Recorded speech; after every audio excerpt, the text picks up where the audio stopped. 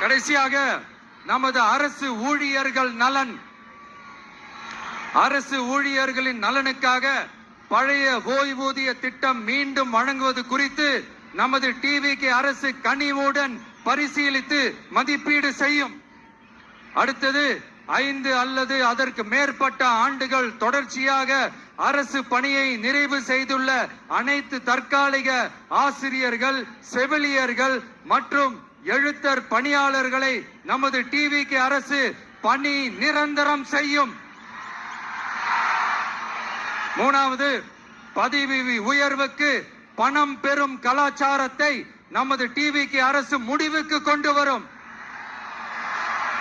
அனைத்து அரசு ஊழியர்களின் இடமாற்றங்களும் வெளிப்படையான மற்றும் கால வரையறைக்கு உட்பட்ட முறையில் நடைமுறைப்படுத்தப்படும். 4வது, காவலர்களின் அடிப்படை மாத ஊதியத்தை 18,200 ரூபாயிலிருந்து 25,000 ரூபாயாக நமது டிவிகே அரசு உயர்த்தும். அதிக மன அழுத்தம் உள்ள பணிகளில் ஈடுபடும் காவலர்களுக்கு பணிப்படியாக மாதம் 1000 ரூபாய் கூடுதலாக வழங்கப்படும். காவலர் நலன் மற்றும் பணி நிபந்தனைகள் சட்டத்தை, அதாவது police welfare and working conditions act, நமது டிவிகே அரசு இயற்றும். அச்சட்டத்தின்படி காவலர்களின் பணி நேரங்கள் முறைப்படுத்தப்படும். அதிக பணி சுமை கொண்ட காவலர்களுக்கு வாரத்திற்கு ஒரு சுழற்சி முறை விடுமுறையை உறுதி செய்யப்படும். சலவை படியை, அதாவது வாஷிங் அலவன்ஸ் 500 ரூபாயிலிருந்து 1000 ரூபாயாக உயர்த்தப்படும். மேலும் மதுரை, கோயம்புத்தூர், திருச்சி, திருநெல்வேலி, சேலம் மற்றும் வேலூர் ஆகிய இடங்களில் காவலர் நல மருத்துவமனைகள் நமது டிவிகே அரசு நிறுவும். கடைசியாக, பெண் காவல்துறை அதிகாரிகள் பாதுகாப்பு நெறிமுறை அல்லது பாதுகாப்பு பணிகளுக்கு பணியமர்த்தப்பட மாட்டார்கள். பெண் காவல்துறை பணியாளர்களுக்கென தனி ஓய்வறைகளும் நடமாடும் டாய்லெட் யூனிட்டுகளும் அமைக்கப்படும்.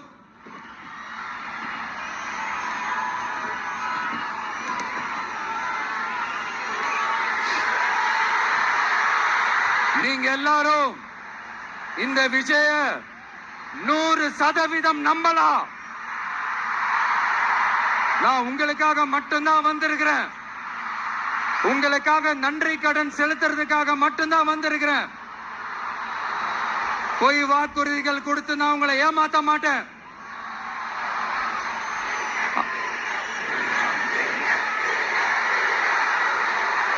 அதனால உங்க அண்ணனுக்கு, உங்க தம்பிக்கு, உங்க மகனுக்கு, உங்க பிள்ளைக்கு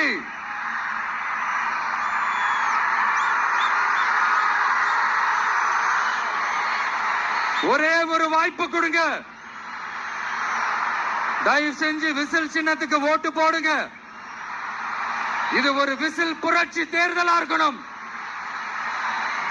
கான்பிடென்டா இருங்க. நல்லதே நடக்கும்.